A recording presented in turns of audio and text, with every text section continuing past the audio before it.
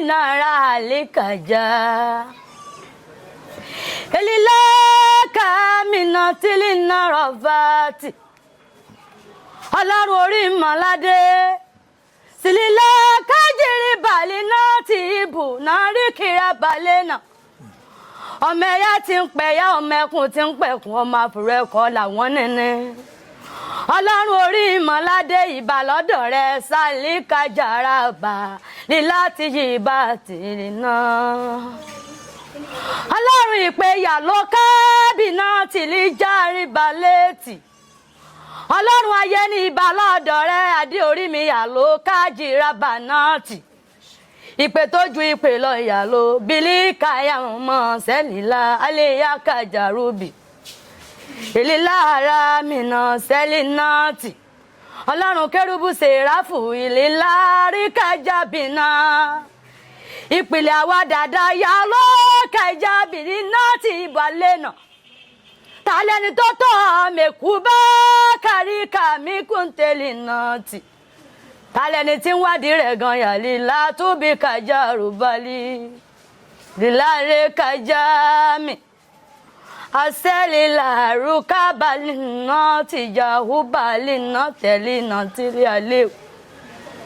Ọlọ́run mímọ́ mímọ́ nínú mímọ́ arúgbó ọjọ́ ta kò lè rọ̀ lóyè àlíkà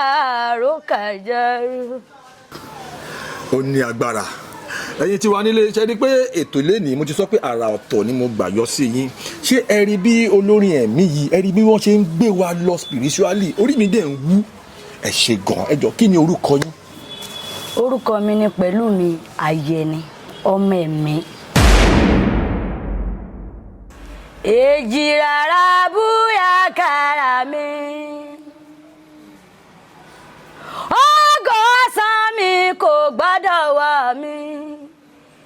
èjì rárá búyà kára mi ògo alẹ́ mi kò gbọ́dọ̀ wọ̀ mí èjì rárá búyà kára mi torí mo jẹ́ ọmọ ológo ìwọ tó ń wò mí lọ́wọ́lọ́wọ́ ọmọ ológo ni ọ́ ọmọ ológo tó tinú rẹ̀ jáde kò ní lè wọ̀ mí lórúkọ Jésù Olúwa wa. Àmín Jésù. Àwọn abánisunkún àwọn torí ọkùn lọ òde wọn ò ní mọ ilé rẹ̀. Àmín. Gbogbo bàtà ló ń bẹ lẹ́nu ọ̀nà alílákẹjẹrù bá tìlíù nítorí àkọ́bí ọmọ rẹ̀ nítorí àárín ọmọ tèmi nítorí àbíkẹ́yìn ọmọ tèmi wọn ò ní bọ́ bàtà ọ̀fọ̀ sẹ́nu ọ̀nà rẹ̀ gẹ́gẹ́ bí abiyamọ ìwọ tó ń gbọ́ mi sálílára kẹjẹrù balẹ̀ náà ìlílára balọ̀nà sálílára fàtìlíù ogun ara mi kò gbọ́dọ̀ wọ̀ mí èjì rárá búyà kára mi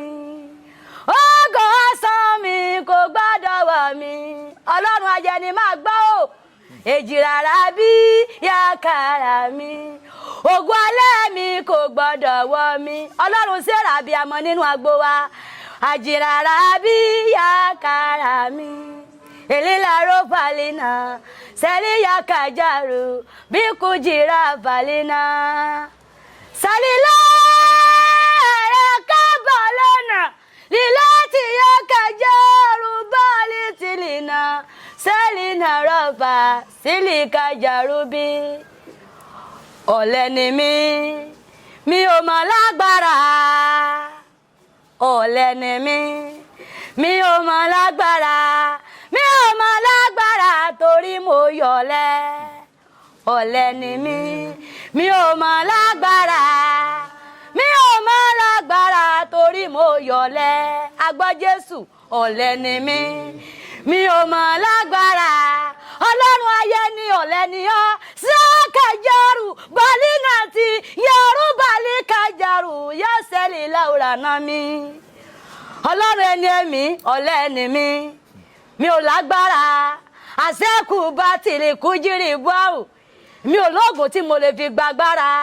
àṣẹ ara kàjàrú bá tìrì náà tẹ̀lé kò sóhun kan tí mo lè mú tẹ́lẹ̀ fún agbára ìwọ nìkan ni agbára mi wọ́n ní àṣà mi wọ́n ní àpáta mi ọ̀lẹ ni mi ò mọ̀ lágbára ọ̀lẹ ni mi ò mọ̀ lágbára lilakubakura balikajale kabutiliu asere kajara balina selilera batiliu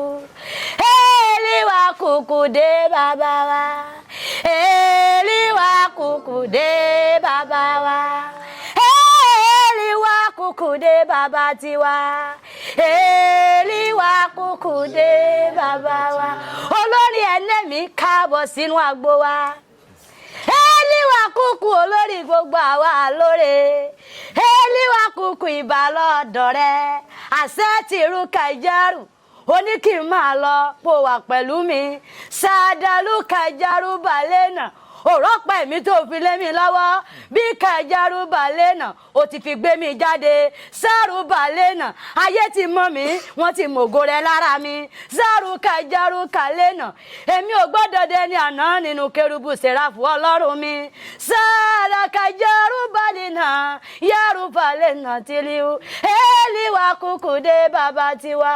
eliwa kúkú dé bàbá wa àjàrora àjàróbì jàró parí láti àjàrora àjàróbì sàkàjírí balẹ̀ kàbá túlì láti ibi kù jàró mú àjàrora àjàróbì agbára rẹ̀ yìí ó ga ju ayé lọ àjàrora àjàróbì gbogbo májẹ̀mú tó ní ojú ti bàbá aláwo lọ àjàrora àjàróbì. tó ẹ̀mí mímọ́ kò ní fi wá sílẹ̀ o àmín a ó máa dàgbà sí nínú ẹ̀mí àti nínú ara títayọ ní gbogbo ọjọ́ sálínà tí kò jèrò rápálínà tẹ́lẹ̀ náà bíbá rẹ̀ kẹjá rẹ̀ máa ní tòlí àmì onímájẹ̀mú balẹ̀ lọ́kẹ̀rú balẹ̀ náà tì ọlọ́run agbọ́ Jésù ìbálòdọ̀ rẹ̀ sára kẹjárú balẹ̀ náà tìlíù ọlọ́run ayẹni sàrọ́ kà èlì láti ọba lọ́nà rúkájìrà balẹ̀ náà ọlọ́run olúwa tó pè yàrá balíkà yẹ́rù màlẹ́ náà ọlọ́run sẹ́ra yẹni màkúlí láti ọba lọ́nà tìlíù ó ní mẹ́rin nínú ìjọ tiwa sára kàjá lẹ́nà rúmà túlì kàjá rọ̀bà sílí ọba lọ́nà tìlíù. Fílíjà kò yá màná tó yá balónàrù ọlọ́run kan ló tọ́ka sí kásì fẹ́rẹ̀ rẹ̀ lábẹ́sàn a kò gbọ́dọ̀ bọ òrìṣà nítorí ohun asán ni ká rántí pé a ti rí ìgbàlà òótọ́ ká pòfin mọ́ tí Ọlọ́run ti sọ fún wa tí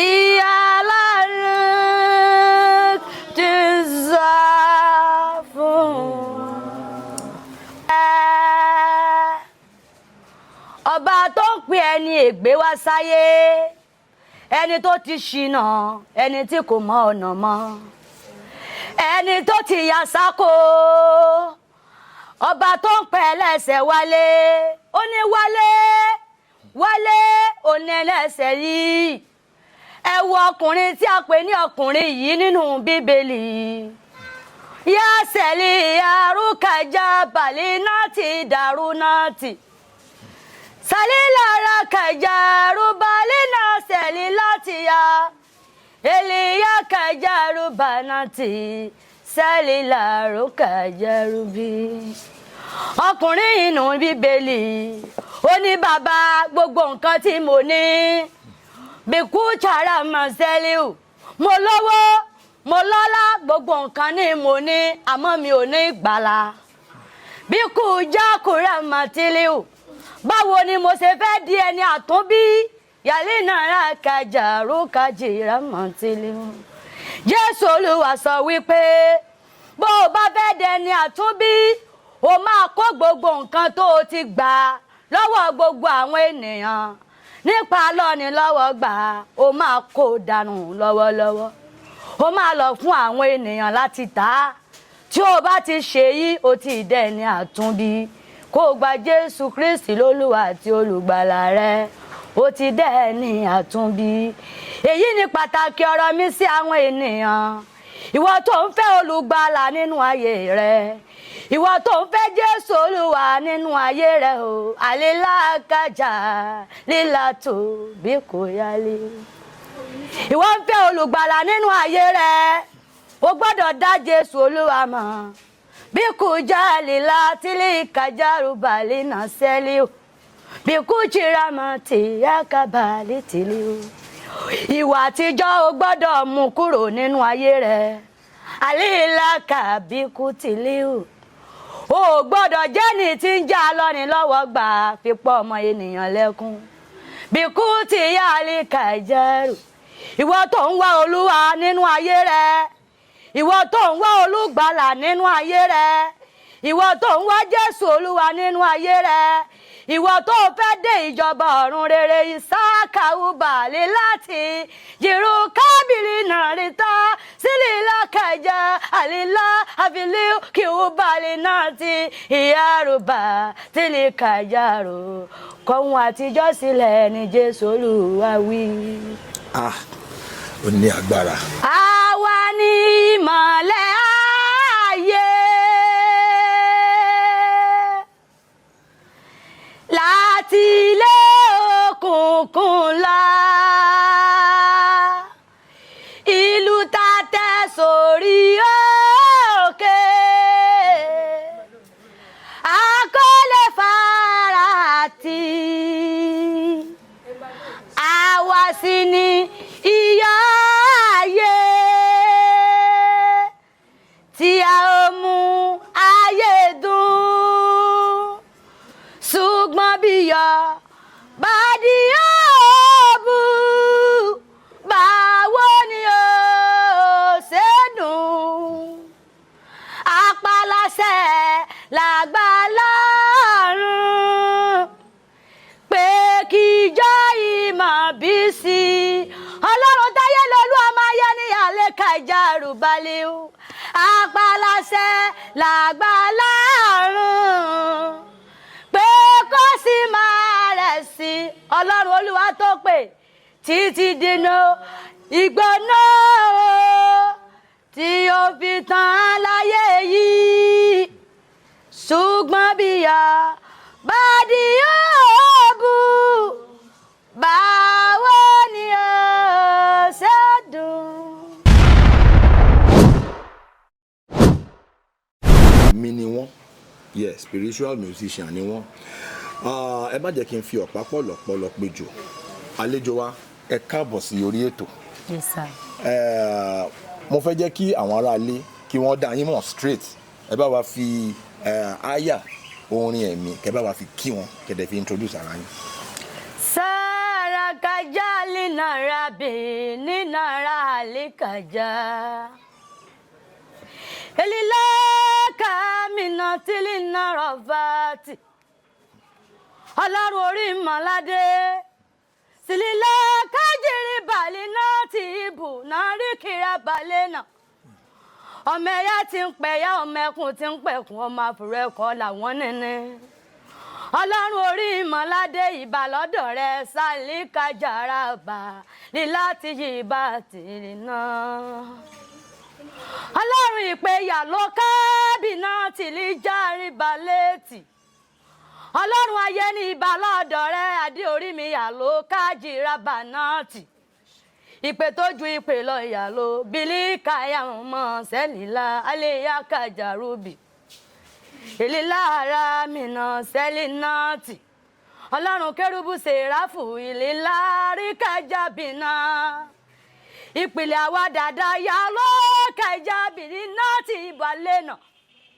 tàlẹ́ni tó tọ́ mẹ́kú bá kárí kàmí kúntẹ́lì náà tì tàlẹ́ni tí ń wádìí rẹ̀ gan yàlí látúbí kájà rúbalí líláre kájà mi asẹ́lì làárú kábàlì náà tìjà húbàlì náà tẹ̀lé náà tírí àlẹ́ ọlọ́run mímọ́ mímọ́ nínú mímọ́ arúgbó ọjọ́ tá kò lè rọ̀ lóyè àlíkàró kàjẹ́rú ọba tó pọ̀ ní ipá àti agbára ó dàgbà sọ́rí ó dàgbà bí kùlí náà sẹ̀lí náà túlẹ̀ àwọn abálì náà tì ó dàgbà lórí tí aṣọ rẹ̀ ògbó ọlọ́run mi ọlọ́run ayé ní ìbà lọ́dọ̀ rẹ̀ ò yá kájà kùrà mọ́tìlíù ẹni tó fún mi lọ́pẹ́ mi kí n máa lò lọ bí kíjú karamọ́tù adé orí mi tó fún mi lọ́pẹ́ ìsọjí kí n máa lò lọ yí kábàálì náà yẹ̀bẹ̀lì náà sàdálì náà tì ọlọ́run adéọlá àlàó mímọ́ ya ló kàyà mọ́ sẹ́lì láyà fàtìjìrìbù àlékà ẹ̀yin oníláwà ní ẹ̀yin oníláwà ní o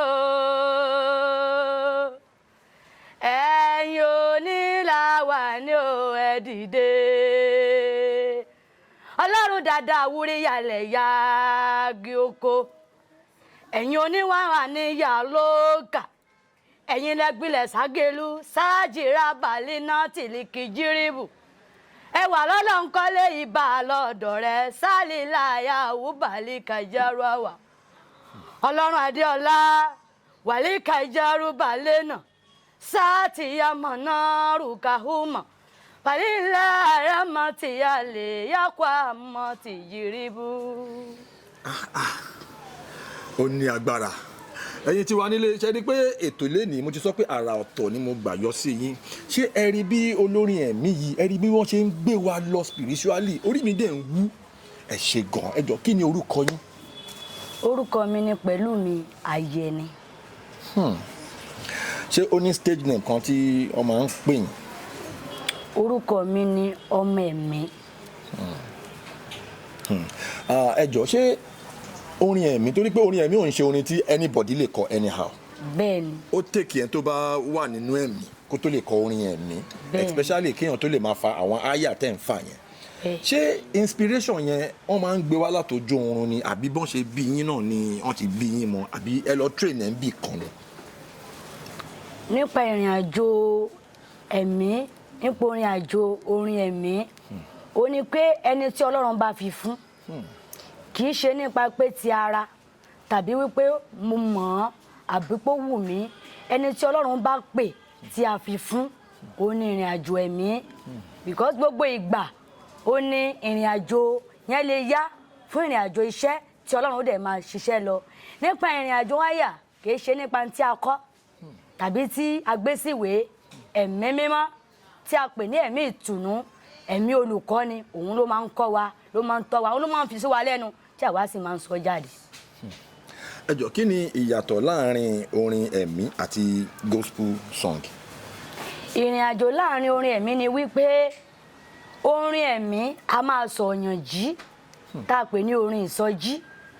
tí ènìyàn bá wà tó bá wà nínú ìṣòro àbí nínú ìdààmú tó bá jẹ́ni tó láìkí orin ẹ̀mí gbà tí wọ́n bá kọ fún a máa kọ̀lẹ́tì mọ́ Ọlọ́run a máa mú kí ogun máa ṣẹ́ a máa jẹ́ kí ìdè ó máa já a lè máa kọrin ẹ̀mí nísìnyí kí ẹni tó yarọ kó dìde kí ẹni tó fọ́jú kó ríran nígbà tí àwọn màlẹ́kà tí wọ́n bá darapọ̀ wọ́n wà nígbà tí a bá ń kọrin ẹ̀mí torí wípé orin ẹ̀mí àti ọ̀dọ̀ Ọlọ́run ló ti máa ń wá. irú bẹ́ẹ̀ ṣe ń kọ́ yẹn tí èèyàn bá fẹ́ kọ́ tí ẹ fẹ́ fi ṣe ìwàásù fún àwọn èèyàn pé kán máa ṣe dáadáa kán máa hùwà bàjẹ́ mo fẹ́ kẹ́ bá wa fi orin ẹ̀mí àti àyà yẹn kẹ́ bá wa fi bígbà tẹ́ fẹ́ preach fún àwọn èèyàn fáwọn aráalé. ọba onímájẹ̀mú ìbà lọ́dọ̀ rẹ̀ ọba tó ń pè ẹni ègbé wá sáyé ẹni tó ti ṣìnà ẹni tí kò mọ ọ̀nà mọ́ ẹni tó ti yà sáko ọba tó ń pè ẹlẹ́ṣẹ̀ wálé ó ní wálé wálé ó ní ẹlẹ́ṣẹ̀ yìí ẹ wo ọkùnrin tí a pè ní ọkùnrin yìí nínú bíbélì yá sẹ́lì arúkàjá bàlí náà ti dàrú náà tì salilara kajaru balina selilatiya eliya kajaru banati salilaru kajaru bi. Ọkùnrin inú bíbélì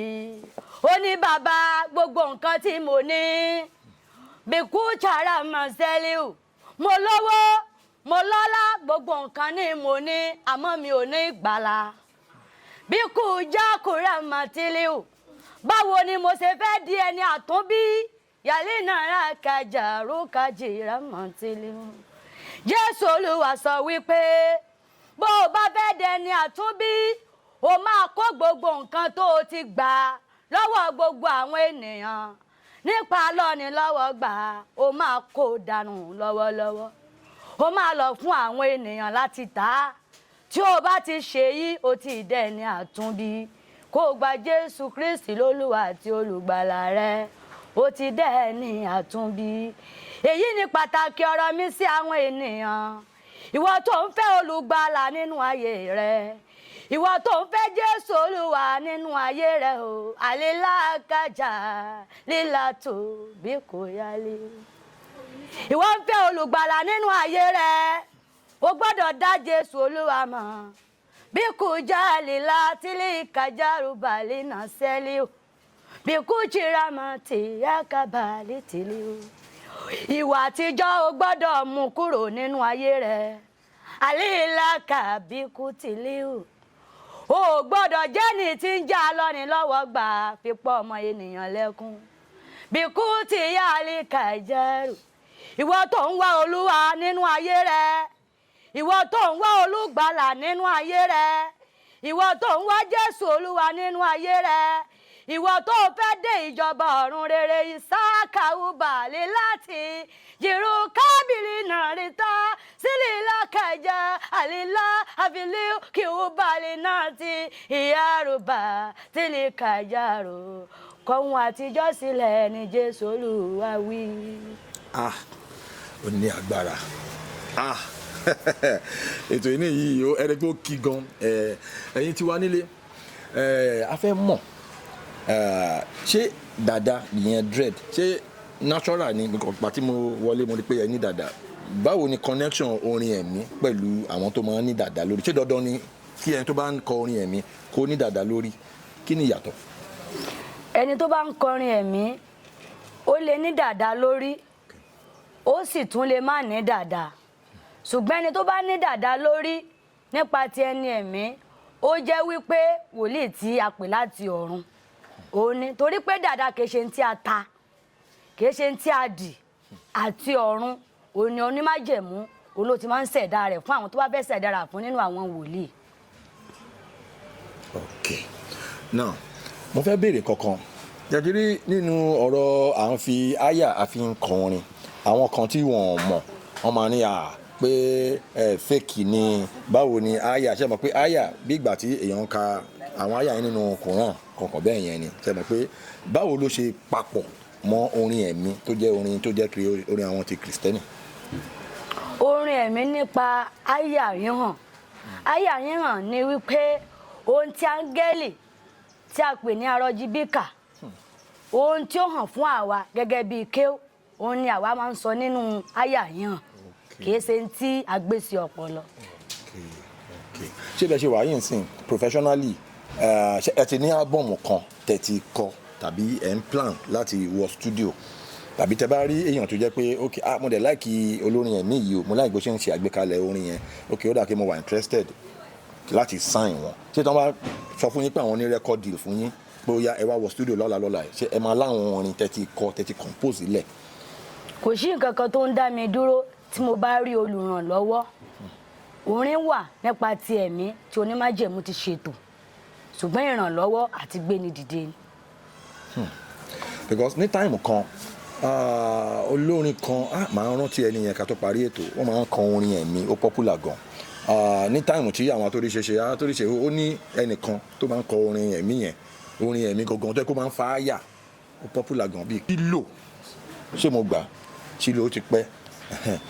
ẹni yẹn tó bá tún wá ń kọ orin yẹn àwọn èèyàn bíi kán máa gbẹ́mìí torí orin yẹn máa ń connect àwọn èèyàn spiritually ṣé táìmù kan ti wà tẹ́tí lọ ṣe eré kan bóyá church kan tán lọ ṣe ministration ní ibẹ̀ ṣé ẹ ti wá kọrin dé point kan tàbí inú church ń bí báyìí náà ni táwọn èèyàn bẹ̀rẹ̀ sí ní máa gbẹ̀mí ṣó máa ń ṣẹlẹ̀ bẹ́ẹ̀ sí. ó máa ń ṣẹlẹ̀ dáadáa nígbà tí ẹ̀mí mímọ́ tó bá take control àwọn alóore wọ́n á wọnú mi sí àwọn tí ò lẹ́gbọ́n alóore wọ́n ń gba ẹ̀mí sí láti ẹ̀bùn tí onímájẹ̀mú fún mi ọ̀pọ̀lọpọ̀ àwọn alóore ni a ti fún ní ìmísí láti ìmísí ara mi. ẹ jẹ́ má tún bínú lẹ́ẹ̀kan sí mo fẹ́ kẹ́ fún wa ní orin yẹn pẹ̀lú àyà mo fẹ́ jẹ́ kẹ́ gbé lọ sí àwọn level kan káwọn aráalé kan lè feel yín dáadáa. àwa ni ìmọ̀lẹ̀ ayé láti ilé òkùnkùn la.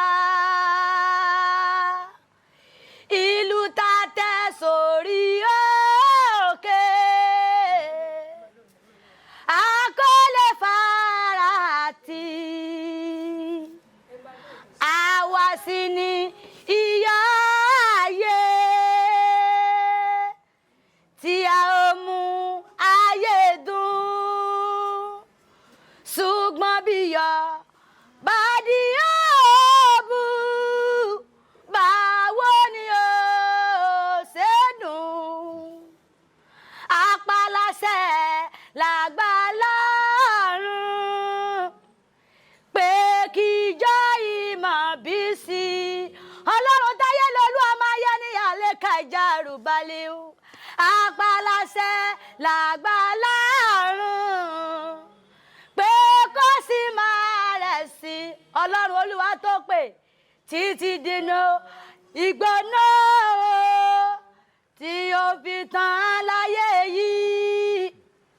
ṣùgbọ́n bíyà bá di òòbù báwo ni ó ṣe dùn. Bilila kajaru rapalona yaliti. Ẹ̀yin onímájẹ̀mú ẹ dìde. Àṣẹ lílá kajaru balena. Alawakuba selina rubalina rabati. Ọlọ́run àgbà Jésù. Alila kajaru bali kajalina tilika jiribulina rava. Helilatu bilika ramatiriu arajibika baba onísọjí sekejara bale karamaturiu Holy Michael balógun òde ọ̀run ẹni tó fún mi lọ́pàá ìsọjí kí n máa lò lọ lárúbálí náà tìlíkàjárù náà tìrìu Elila kebalo yali latalina yaselina raba. Ó ní agbára nǹkan kì í sí ẹsẹ̀ rago orí mi kàn ń wú báyìí bí ok ẹ jẹ́ ká tẹ̀síwájú ṣé ti rí nínú iṣẹ́ tẹ̀ ń ṣe iṣẹ́ orin even iṣẹ́ film iṣẹ́ tó bá ti ní ṣe pẹ̀lú pé èèyàn máa sọ ọpọlọ kalẹ̀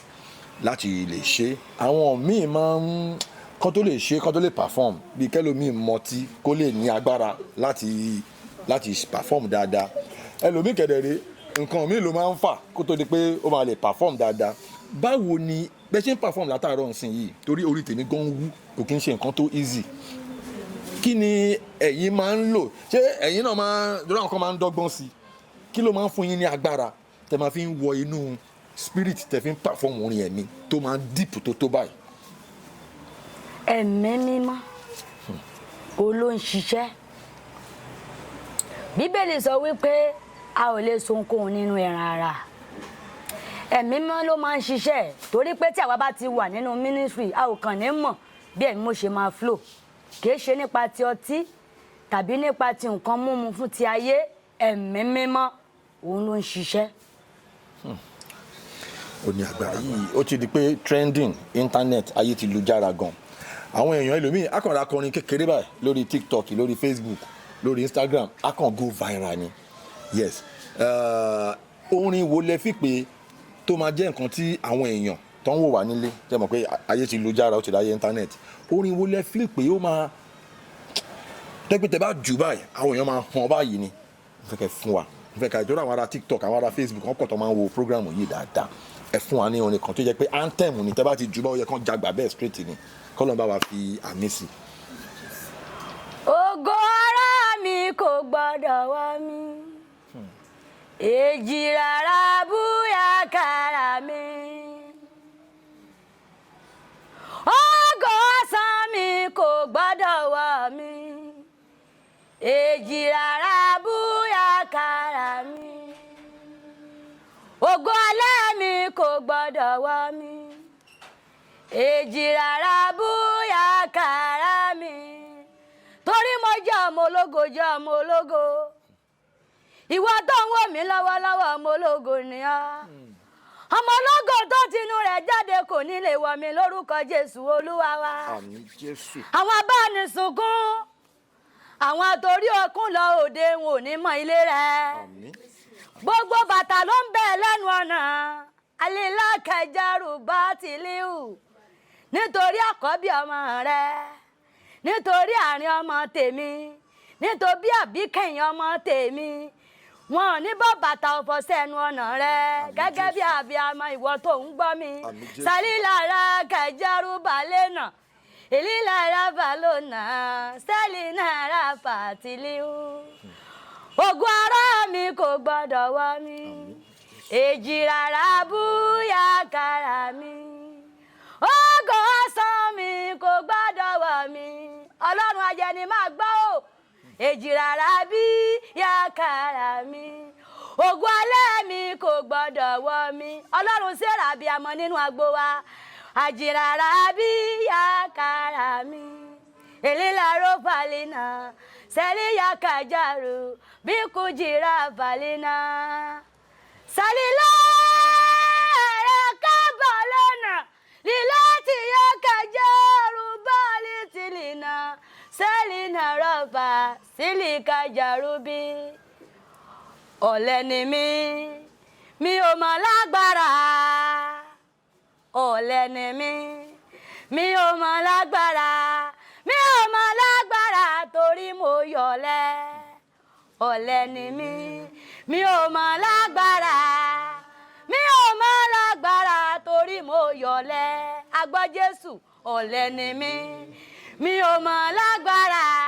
ọlọ́run ayé ni ọ̀lẹ ni ọ́ sákàjárù balínà ti yẹrù balí kàjárù yẹ́sẹ̀lì láwùrà náà mi ọlọ́run ẹni ẹ̀mí ọ̀lẹ ni mi ò lágbára àṣẹ́kù bá tìrì kújírì báwù mi ò lóògùn tí mo lè fi gbàgbára àṣẹ ara kàjárù bá tìrì náà tẹ̀líù kò sóhun kan tí mo lè mú tẹ́lẹ̀ fún agbára ìwọ nìkan ni agbára mi wọ́n ní àṣà mi wọ́n ní àpáta mi ọ̀lẹ ni mi ò mọ̀ lágbára ọ̀lẹ ni mi ò mọ̀ lágbára lílàkúbákúra pàlíkájà lẹ́kàbú tìlíù àṣẹ ẹ̀rẹ̀kẹjẹ́ rẹ̀ fàlìnà sẹ́lílẹ̀ rẹ̀ fà tìlíù èèlìwà kùkù dé bàbá wa èèlìwà kùkù dé bàbá wa èèlìwà kùkù dé bàbá tiwa èèlìwà kùkù dé bàbá wa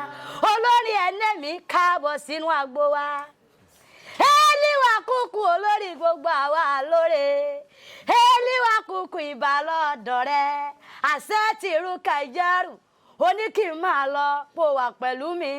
ṣáàdàlú kàjárù balẹ̀ náà òrọ́pẹ́ mi tó fi lé mi lọ́wọ́ bí kẹjẹrú balẹ̀ náà ó ti fi gbé mi jáde sẹ́rù balẹ̀ náà ayé ti mọ̀ mí wọ́n ti mògo rẹ̀ lára mi sẹ́rù kẹjẹrú kalẹ̀ náà èmi ò gbọ́dọ̀ dé ní àná nínú kérúbù sẹ́ráfù ọlọ́run mi sẹ́rù kẹjẹrú balẹ̀ náà yẹ́rù balẹ̀ náà tìlíw èlìwà kúkú dé bàbá tiwa èlìwà kúkú dé bàbá wa àjàrora àjàròbí jàròbí jàròpàdé láti àjàrora àjàròbí sàkàjírí balẹ̀ kàbátúlì láti ibi kù jàròmù àjàrora àjàròbí agbára rẹ̀ yìí ó ga ju ayé lọ àjàrora àjàròbí gbogbo májẹ̀mú tó ní ojú ti bàbá aláwo lọ àjàrora àjàròbí. orí mi ṣáà ń wú ṣáà ni kọ́lọ̀ ṣọ́ mi lẹ́yìn ni o ẹ ṣe gan-an inú mi dùn màá fẹ́ kẹ́ ṣe lórí mi ń wú lórí mi ń wú lórí mi ń wú ẹ ṣeun gan àwọn ibi tẹ́ gbé mi lọ yẹn in fact àwọn aráalé mọ̀ pé àwọn gan bọ́n ṣe ń wò lórí àwọn náà máa wú tí a bá ríyàn tó fẹ́ ràn yín lọ́wọ́ láti gbé yín wọ studio kẹ́ ṣe album kan fún yín ní record deal tàbí ẹni tó fẹ́ béèrè nǹkan tàbí méjì lọ́wọ́ yín báwo lọ́n ṣe lè gẹ́ẹ̀tì yín ṣé tiktok yín lẹ máa fún wa ni àbí whatsapp àbí facebook ẹ fún wa. tiktok mi ó ní ẹ̀rí ògo 456. ok ṣé ti gbọ́ wọ́n ní tiktok àwọn ẹ̀rí ògo 456 whatsapp yín kọ́. whatsapp mi 090 60 48 54 47. ẹ tún pè fún wa. 090 60 48 54 47. ẹ̀yin ará ilé àwọn ti fún yín ní tiktok wọn ẹ̀rí ògo 456 ẹ̀yin ti tiktok mo fẹ́ kẹ́ fà á já o ti àwọn lámbà yẹn àwọn orin tó ń jù yẹn mo fẹ́ kẹ́ bá wa fà á já bẹ́ẹ̀ ni bó ṣe máa jẹ́ nìyẹn ẹ jẹ́ kó go viral ẹ bo ẹ share kẹ́ like kẹ́ kọ́mẹ́ǹtì bó ṣe ń lọ nìyẹn. ní báyìí màá fẹ́ kẹ́ ṣe bye bye fún àwọn aráalé káfi kágbá ìtàn lẹ̀ kẹ́ wá bá wa fún orin ẹ̀mí yẹn náà lẹ́ máa tún fi gbé wa débẹ̀ àti àyà. ní báyìí ìbéèrè tí mo fẹ́ béèrè ni pé ṣé dandan ni kí ẹni tó jẹ́ olórin ẹ̀mí kó jẹ́ wòlíì tàbí èèyàn lè jẹ́ wòlíì láláì jẹ́ olórin ẹ̀mí báwo ni ìbáṣepọ̀ tó wà láàrin kéèyàn jẹ́ wòlíì àti kéèyàn jẹ́ olórin ẹ̀mí ṣé wọ́n máa jọ ń ṣiṣẹ́ papọ̀ ni. bí ọlọ́run ṣe máa ń pe kálukú àti oore ọ̀fẹ́ tí kálukú ní ọ̀tọ̀ọ̀tọ̀ wòlíì lè jẹ́ olórin ẹ̀mí olórin ẹ̀mí náà sì lè wà kó jẹ́ wípé kì í ṣe wòlíì ṣùgbọ́n bí ọlọ́run ṣe máa ń lo kálukú ọ̀tọ̀ọ̀tọ̀ nínú wòlíì náà láti fa orin ẹ̀mí jáde. ó dáa ní báyìí mo fẹ́ kẹ́ ẹ ṣe bye bye sí àwọn aráalé pẹ̀lú orin ẹ̀mí àti àyà káfí kágbá ètò nílẹ̀. gbogbo ẹ̀yin aráalé tí ẹ̀ ń gbọ́ mi orúkọ mi ni prophetess Pẹ̀lúmi Ayẹni mo kí gbogbo ẹ̀yin aráalé lórúkọ Jésù ẹ̀mí mímọ́ kò ní fi wá sílẹ̀ o. àmín. a ó máa dàgbà sí nínú ẹ̀mí àti nínú ara títayọ ní gbogbo ọjọ́. Salina ti kujiru rapalina tilina bibarakaja ramani tuliami onímájẹ̀mú balẹ̀ lọ́kẹ̀rú balẹ̀ náà ti ọlọ́run agbọ́ Jésù ìbà lọ́dọ̀ rẹ̀ sára kẹjẹrú balẹ̀ náà tìlíù ọlọ́run Ayẹni sàrọ́ọ̀kà èlì láti ọba lọ́nà rúkàjìrà balẹ̀nà ọlọ́run Olúwa tó pè yàrá balẹ̀kà yẹ́rù malẹ̀nà ọlọ́run Sẹ́rà Ayẹni màkúlì láti ọba lọ́nà tìlíù ó ní mẹ́rin nínú ìjọ tiwa sára kẹjọ lẹ́nà rúmà túlì kẹjọ rọ̀bà sílí ọba lọ́nà tìlíù. bílí jókòó yá màná tó yá balọ̀nàrù ọlọ́run kan ló tọ́ka sí ká sì fẹ́ràn rẹ̀ láfẹ̀sán a kò gbọ́dọ̀ bọ̀ òrìṣà nítorí ohun asán ni ká rántí pé a ti rí ìgbàlà òótọ́ ká pòfin mọ́ tí Ọlọ́run ti ń sọ fún wa tí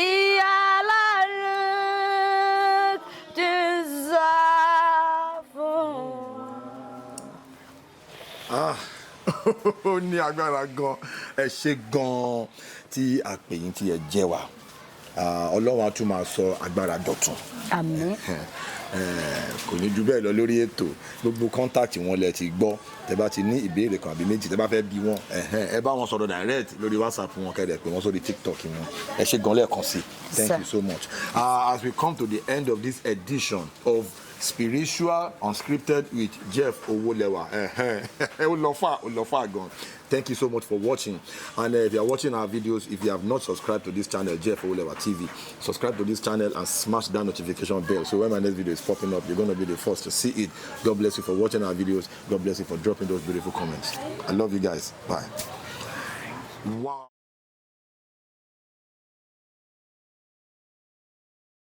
Please subscribe to my YouTube channel and press the notification button.